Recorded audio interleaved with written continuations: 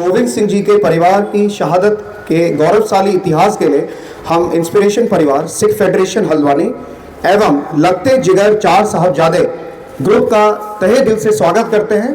आप सभी लोग तालियों से उनका अभिनंदन और स्वागत करिए। और अब मैं आग्रह करूंगा अमितोज कौर जी को कि वो आगे के कार्यक्रम के लिए मंच पे आए। धन्यवाद। Good morning everyone.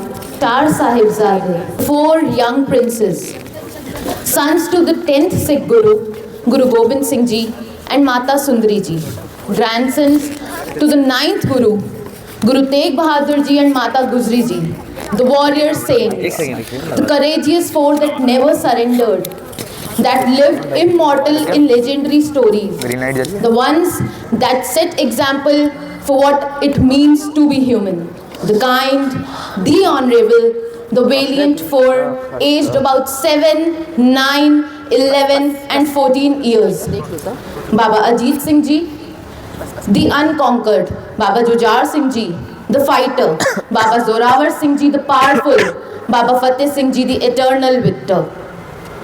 While Shahidi, martyrdom, is a theme that peppers most of Sikh history, highlighted by the remembrance of these sacrifices that allows us to practice faith and discipline to this day. Some of the most inspiring stories come from Char Sahibzade. Today I stand before you all with a feeling of pride, gratitude and responsibility in my heart. I would now want you all to hear about the incident that has been marked as the youngest and bravest sacrifice of humanity. We are here paying tributes to the martyrdom of the 4 Sahibzade and Mata Guzri Ji. Kindly pay attention to the slides that are being played alongside as well. It's tough for us all, standing in the scorching sun for long and listening to long lectures. But at the end of the day, this is not just the Sikh heritage, but Indian heritage altogether, and is something that matters to us, should be known more vividly, and it's worth sticking through it. With the deepest sense of gratitude, I stand before you all today. I sincerely thank each of you for your patience and listening to us with such openness. I am especially from the very depth of my heart grateful to Team Aurum, the management and the staff for providing us with the opportunity and platform to stand here and share our voice. Thank you for your support and for making this moment possible. I am also thankful to Jastirat Singh, Hargun Kaur, Gurnoor Kaur, Gurkirat Singh, Samreen Kaur, Jai Karan Singh, Harleen Kaur and Bhavjot Singh for contributing to making this program possible. In closing, may we carry forward the spirit of righteousness, not only in remembrance but in action. जी का खालसा, वाहेगुरु जी की फतेह। आज हम आप सभी के सामने सिख इतिहास का ये महीना जो सिखों के लिए बहुत खास है, जो शहादतों से भरा है, उसके बारे में बताना चाहते हैं। सिखों के 10वें गुरु गुरु गोविंद सिंह जी हैं, जिनकी रगों में उनके पिता गुरु तेग बहादुर जी का खून दौड़ता है, जो मुगलों की गलत धार्मिक नीतियों के खिलाफ थे, परंतु कभी डरे नहीं। उन्होंने अपना शीश तो कटा लिया, लेकिन मुगलों से हार नहीं मानी। क्या आप सभी को पता है, गुरु गोविंद सिंह जी सिर्फ 9 साल के थे जब भाई जैता जी, उनके पिता गुरु तेग बहादुर जी का शीश लेकर उनके पास पहुंचे। गुरु गोविंद सिंह जी तब भी नहीं डरे और उस छोटी अवस्था में गुरगद्दी संभाली तथा मुगलों की नाइंसाफी के खिलाफ लड़ने की कसम खाई। गुरु गोविंद सिंह जी अपना बचपन बिताने के बाद पटना साहिब से अनंतपुर साहिब आए। यहीं उनका परिवार बना। 4 पुत्र हुए, जिन्होंने वहां अपना बचपन हंसते खेलते शुरू किया, अस्त्र शास्त्र की विद्या ली और योद्धा बने। आज हम उनकी कुर्बानी आपको सुनाना चाहते हैं, जो चलता है 20 दिसंबर से 27 दिसंबर तक। इसी हफ्ते में गुरु गोविंद सिंह जी का परिवार शहादतों में समाहित हो जाता है। हम आपको डे 1, डे 2 के हिसाब से ये कुर्बानी सुनाएंगे। तो आइए चलते हैं डे 1 यानी 6 20 दिसंबर की ओर। यह बात है सन 1704-1705 की। औरंगजेब काफ़ी नाराज था, क्योंकि वह काफ़ी जंगें हार चुका था। वह गुरु गोविंद सिंह और खालसा पंथ की शक्ति को दबाना चाहता था, जो कि मुगलों की गलत धार्मिक नीतियों के खिलाफ थी। गुरु गोविंद सिंह जी रहते थे अनंतपुर साहिब अपने किले में। औरंगजेब ने हुक्म किया, वजीर सूबा खान और कई 22 धार के राजाओं को, जो औरंगजेब से डरे हुए थे, कि अपनी फौजें अनंतपुर में भेजो और गुरु गोविंद सिंह का अंत कर दो। मैं यहाँ से शाही सेना भेज रहा हूँ जो तुम्हारा साथ देगी। अब ये फौजें जो कई लाख में थी, किले का घेरा कर बैठी। घेरा इतना सख्त था कि बहुत ही मुश्किल से कुछ आ जा सकता था। जो भी सिंह बाहर जाता या तो बड़ी मुश्किल से लौटता या तो शहीद हो जाता। धीरे धीरे सब राशन खत्म होने लगा, पानी की भी कमी होने लगी। यह घेराबंदी करीब 8 महीने तक चली, जिसमें सिखों को एक मुट्ठी चना खाकर अपना गुजारा करना पड़ा, पर वो डोले नहीं। अभी तक हजारों मुगल फौजी मारे गए और कई सिंह शहीद हो गए। किले की मजबूत दीवारें और सिखों का इरादा, जो दीवारों से भी मजबूत था, वह हारे नहीं, परंतु स्थिति दिन बर दिन खराब होने लगी। बीमारी फैलने लगी, सिखों की सब चाल फेल होने लगी। मुगलों ने फिर एक और चाल चली। उन्होंने संदेशा भेजा और पाक ग्रंथ की कसम खाकर यह वादा किया कि अगर गुरु गोविंद सिंह किला छोड़ देंगे तो उन्हें कुछ नहीं कहा जाएगा, बस उन्हें किला खाली करना है, उनको सुरक्षित और शांतिपूर्वक जाने दिया जाएगा। गुरु गोविंद सिंह जी सब जानते थे, फिर भी अपने सिखों की गुजारिश पर उनके हालात सुधारने के इरादे से उन्होंने किला छोड़ने का फैसला किया, परंतु वे मुगलों की चाल को भी समझते थे। इसलिए उन्होंने 20 दिसंबर की देर रात और 21 दिसंबर की तड़के किला खाली किया, जिसमें गुरु साहिब के 5 प्यारे, 4 साहिबजादे, उनकी माता गुजरी जी, माता सुंदरी जी, माता साहेब कौर जी और 400 सिख सिपाही थे। तारों की छाव में काफिला निकला। जैसे ही गुरु साहब का काफिला सरसा नदी पर पहुंचा, मुगलों की फौज ने पीछे से आकर हमला कर दिया। सेकेंड डे मतलब 7 को 21 दिसंबर, जिसे परिवार बिछोड़ा भी कहा जाता है। खूब ठंड थी, तेज ठंडी हवाएं, ऊपर से तेज बारिश होने लगी। जैसे ही सरसा नदी पर पहुंचे, मुगलों ने अपनी कसम तोड़ दी और हमला कर दिया। कई सिंह वहाँ शहीद हो गए। सरसा नदी उफान पे आ गई। पानी का प्रभाव इतना तेज हो गया कि सब इधर उधर हो गए। कई लोग बह गए, बहुत कुछ डूब गया। 3 हिस्सों में परिवार बिछड़ गया। नदी में बाढ़ आने की वजह से बहुत नुकसान हुआ। एक तरफ माता गुजरी जी, 2 छोटे साहिबजादे बाबा जोरावर सिंह जी और बाबा फतेह सिंह जी थे। एक तरफ माता साहेब कौर जी, माता सुंदरी जी, भाई मनी सिंह जी और कुछ सिंह हो गए। वहाँ से ये सब दिल्ली की तरफ निकल गए। एक तरफ गुरु गोविंद सिंह जी, बाबा अजीत सिंह जी, बाबा जुझार सिंह जी और कुछ सिंह थे, जो रोपड़ की तरफ निकले और जंगों में जीतते जीतते चमकौर की गढ़ी पहुँचे। उनके साथ सिर्फ 40 सिंह और उनके 2 साहिबजादे थे। माता गुजरी जी और 2 साहिबजादे पिंड खेड़ी की तरफ चलने लगते हैं और यह सरसा नदी के किनारे झाड़ियों में बैठे उनके पोतों को मुगलों से बचाते बचाते चलने लगी। उनके पास सिर्फ 2 पोते और माता जी की गठरी थी। चलते चलते उन्हें एक झोपड़ी दिखी, जिसमें एक दीपक जलता दिखा और वो उसमें चले गए। यह झोपड़ी कुंभा माशकी की थी। यहाँ लक्ष्मी ब्राह्मणी ने सतगुरु के बच्चों और माता जी को खाना खिलाया। अब मैं आपको सुनाने जा रही हूँ कहानी दूसरी तरफ की, गुरु गोविंद सिंह जी और उनके सिंहों की। वो जब चमकौर पहुँचे, वहाँ एक कच्ची हवेली थी, तभी उसको गढ़ी कहा जाता था। देर रात हो गई थी, कड़ाके की ठंड और सरसा की नदी पर जंग लड़ने की वजह से वो सब जख्मी और गीले थे। सब दिन भर के थके हुए थे। उनके पास ना कोई चादर ना कंबल, बस सब ऐसे ही सो गए। परंतु गुरु साहिब को नींद कैसे आए? वे अपने एक एक सिंह को अपने बच्चों से भी ज़्यादा प्यार करते थे। पूरी रात वह उनकी सेवा करते रहे और उनको सहलाते रहे। कहानी 8 को 22 दिसंबर। यहाँ अब 2 तरफ की कहानी है, जहाँ अलग अलग जगह शहादतें हुई। पहले चमकौर की तरफ देखते हैं। सुबह हुई, सबने मिलकर आराधना की। इतनी ही देर में भाई संत सिंह जी नगाड़ा बजाते हैं, जिसका मतलब है कि फौजें आ गई हैं। अब गुरु साहिब जी गढ़ी की सबसे ऊंची मुमटी पर से देखते हैं तो दूर दूर तक सिर्फ फौजें ही नजर आ रही थीं। फौज का अनुमान 10 लाख और सिंह सिर्फ 40। वजीर खान तोपों और तीरों के साथ मौजूद था। आधे दिन तक भी वह सिंहों को नहीं हरा पा रहा था और यहाँ गुरु साहिब ने जंग की नीति बदल दी। अब 5-5 सिंह टोली बनाकर बाहर लड़ने जाने लगे। उनको पता था कि वह शहीद होंगे, परंतु मुगल फौज का नुकसान उनका उद्देश्य था। तभी यह कथन प्रसिद्ध व सत्य हुआ, 1.25 लाख से 1 लड़ाऊँ, चिड़ियन ते मैं बाज तड़ाऊँ, तबे गोविंद सिंह नाम कहाऊँ। एक के बाद एक जत्था बाहर जाने लगा और फौजों से लड़ते लड़ते शहीद हो गए।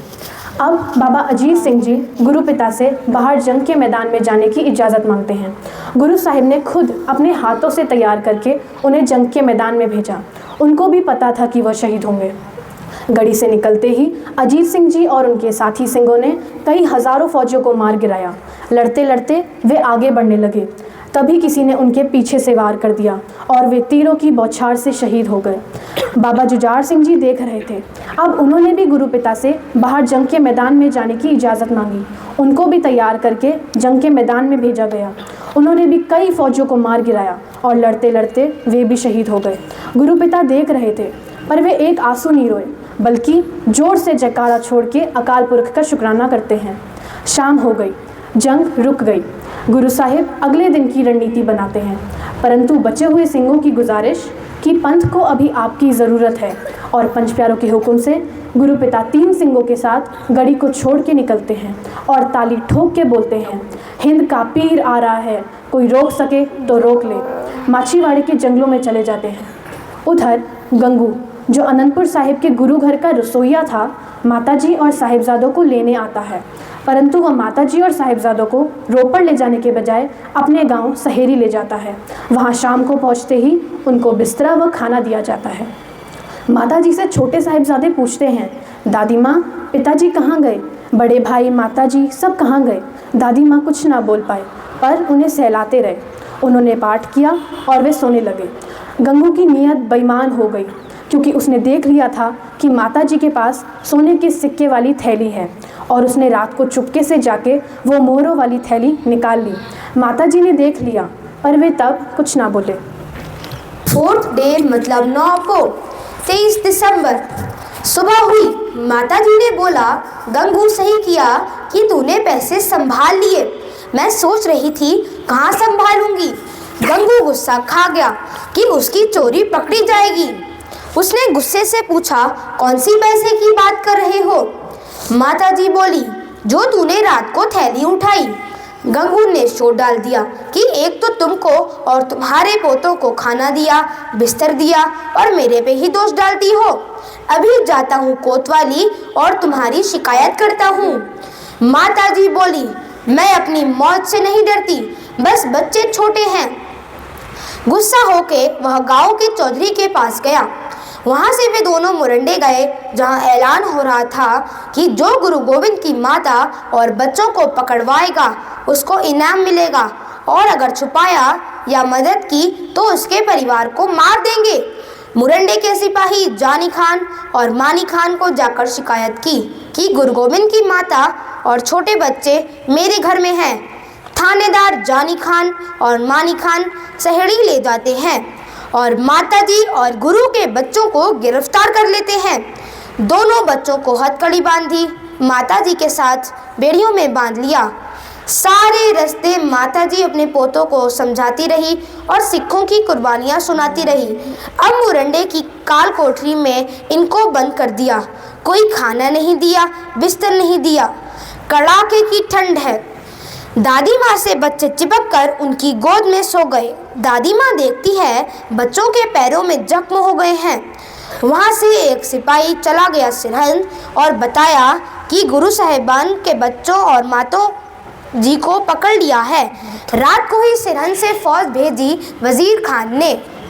डे यानी 10 को 24 दिसंबर सुबह हुई। फौजी माताजी और बच्चों को सरहंद ले जाने की तैयारी करते हैं। पैरों में बेड़ियां, कोमल पांव जकड़े हुए, हाथों में हथकड़ियाँ। माताजी को भी बेड़ियों में जकड़कर उनके और उनके परिवार के लिए गंदी बातें बोलते हुए उनको बेइज्जत करते हुए सरहंद ले जाते हैं। नवाब वजीर खान, जो चमकौर की जंग से हार कर आया था, जब पता चला कि माताजी और बच्चों को पकड़कर सरहंद ले आए हैं, सोचता है अब तो गुरु गोविंद आएंगे। वजीर खान कहता है, बिना किसी सत्कार, टॉर्चर करते हुए, बेइज्जत करते हुए, बिना खिलाए पिलाए, बिना गर्म कपड़ों के, बिना बिस्तर ठंडे बुर्ज पर रखा जाए, जहाँ गर्मियों में भी हवा ठंडी होती है। ऊंची इमारत थी ठंडा बुर्ज, 164 फुट ऊंची। ठंडा बुर्ज वह स्थान है जिसे आज फतेहगढ़ साहिब के नाम से भी जाना जाता है। फर्श पर माताजी और बच्चे बैठे हैं। दादी माँ बच्चों को समझाती है कि कुछ भी हो जाए हमें डोलना नहीं है। धर्म की खातिर ओना दे दादाजी नहीं डोले। पापा नहीं डोले तो हम भी नहीं डोलेंगे। बाबा मोतीराम मेहरा जो वजीर खान का रसोइया था, वो गुरु गोबिंद सिंह जी का पक्का अनुयायी था। जब उसको पता चला कि ऐसा हुआ है, वह बहुत परेशान हुआ। उसने घर आकर अपनी पत्नी और माता जी से बात की तो उन्होंने किसी भी हाल में सेवा करने का प्रण लिया, जबकि उनको पता था कि मदद करने वाले के परिवार को मार दिया जाएगा। मोतीराम मेहरा ने गर्म दूध का गड़वा भरा। सिपाही जो वहां थे उनको रिश्वत में अपनी पत्नी के गहने दे दिए। तब सिपाहियों ने उसे जाने दिया। गर्म दूध पीकर माताजी ने मोतीराम को बहुत आशीर्वाद दिया। पूरी रात दादी माँ बच्चों को जुल्म के आगे ना डरने ना हारने का पाठ पढ़ाती रही। क्या उम्र है बच्चों की? 9 साल और 7 साल। 11 को 25 दिसंबर सुबह हुई। ठंड की वजह से उनके शरीर नीले पड़े हुए थे, हाथ पैर ठंडे। सिपाही आ गए, कहने लगे बच्चों को कचहरी बुलाया है। माताजी ने पूछा कसूर क्या है इन बच्चों का? ये कोई चोर नहीं। सिपाही बोले वो हमें पता नहीं पर बुलाया है। दोनों बच्चों के माथे चूमकर दादी बोली देखो जुल्म के आगे नहीं हारना, ये तुम्हारा इम्तिहान है। बच्चे चले गए सिपाही के साथ। वजीर खान की कचहरी लगी। बड़ा दरवाजा बंद कर दिया और छोटा खोल के रखा। यह चाल थी नवाब की जब साहिबजादे आएंगे तो सिर झुकाकर अंदर आएंगे तो सब उनका मजाक बनाएंगे, तालियां बजाएंगे। परंतु वह बच्चे हैं गुरु गोबिंद सिंह जी के। उन्होंने पहले पैर अंदर रखा और बाद में सिर। यह देख वजीर खान बहुत गुस्से में आ गया और उसने बच्चों को उनका धर्म कबूल करने को कहा, वरना सजा देंगे। कुछ नवाब बच्चों को सजा देने के खिलाफ थे कि उनको क्यों परेशान कर रहे हो, लड़ाई तो उनके पिता के साथ है। यह देख सुच्चानंद ने चाल चली कि कहीं नवाब अपना फैसला न बदल दे, तो उसने बच्चों को डराया कि तुम्हारे पिता को मार दिया गया है, भाइयों को मार दिया गया है, तुम्हें भी मार देंगे। बहुत लालच दिए, तब तो ताज देंगे, दुनिया का हर ऐशो आराम देंगे, बस तुम्हें हमारा धर्म कबूलना है। पर बच्चे डरे नहीं। उन्होंने कहा कोई नहीं है हमारे पिता को मारने वाला और हमारे भाई मरे नहीं, शहीद हुए होंगे। वह बच्चों की बहादुरी देख नवाब को और गुस्सा आ गया। बच्चों को खमची से पीटा गया, उनके कोमल शरीर पर निशान पड़ गए। वह तब भी नहीं हारे। नवाब ने हुक्म दिया कोई खाना नहीं, कोई कंबल नहीं, जब हड्डियों में ठंड घुसेगी अपने आप हमारा धर्म कबूलेंगे। वापस भेजा गया उनको। अपनी दादी माँ के पास आकर पूरी दास्तान बताई। दादी माँ ने बच्चों को बहुत प्यार किया और शाबाशी दी कि वह डरे नहीं और उनकी ईन नहीं मानी। आज फिर मोतीराम दूध की सेवा लाया। अब उसके पास रिश्वत के लिए कुछ नहीं था तो उसने अपना घर ही रिश्वत के लिए दे दिया। बच्चों ने दूध पिया। दादी जी ने बहुत आशीर्वाद दिया मोतीराम को। जुल्म की लय अभी खत्म नहीं हुई थी। साहिबजादों के अंतिम संस्कार के बाद यह बात जब नवाब को पता चल गई तो उसने मोतीराम के परिवार, जिसमें उनका छोटा बेटा, पत्नी और उनकी माता समेत पूरे परिवार को कोलू में पीस के मार डाला। 11th डे यानी 12 को 26 दिसंबर सुबह हुई। फिर से सिपाही आए बच्चों को लेने। दादी माँ ने अपने पोतों का माथा छुआ और तैयार किया और अपने सिदक से ना डोलने की प्रेरणा दी।